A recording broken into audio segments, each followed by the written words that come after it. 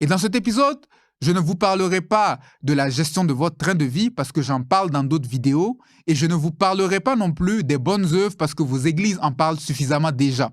Mais je vous parlerai du premier point dont on n'en parle pas souvent, soit celui de considérer l'enrichissement comme une mission divine, celui de ne plus stigmatiser et avoir peur de faire de l'argent. L'un des textes de la Bible que j'aime bien est le Proverbe 31 et le verset 18, qui parle de la sagesse personnifiée en femme en disant « Elle sent que ce qu'elle gagne est bon ». Le terme « gagner » dans l'hébreu, kachar, signifie profit, gain provenant du négoce, de la vente de marchandises. La Bible présente le fait de tirer du profit de son activité comme étant une bonne chose et même une marque de sagesse. Persister dans une activité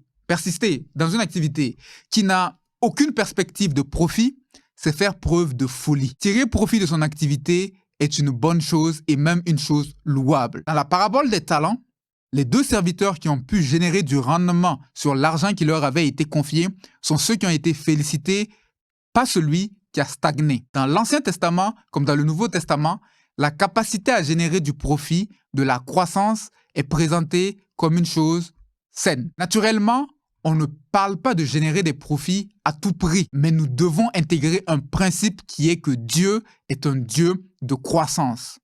Paul dira dans l'Épître aux Corinthiens, « J'ai planté, Apollos a arrosé, mais c'est Dieu qui fait croître. » Dieu est l'auteur de la croissance. Il est celui qui donne du succès à nos actions. Et il se réjouit de voir la croissance à tous égards dans nos vies. En tant qu'investisseur ou entrepreneur, si votre activité ne se développe pas d'année en année, c'est un problème. J'irai même loin en choquant certains et en disant que si vous avez passé la phase de démarrage, on sait que les phases de démarrage sont souvent un peu difficiles, on n'est pas rentable, mais si vous avez passé la phase de démarrage et que vos profits ne croissent pas d'année en année, vous n'agissez pas bien. Allez repenser votre activité.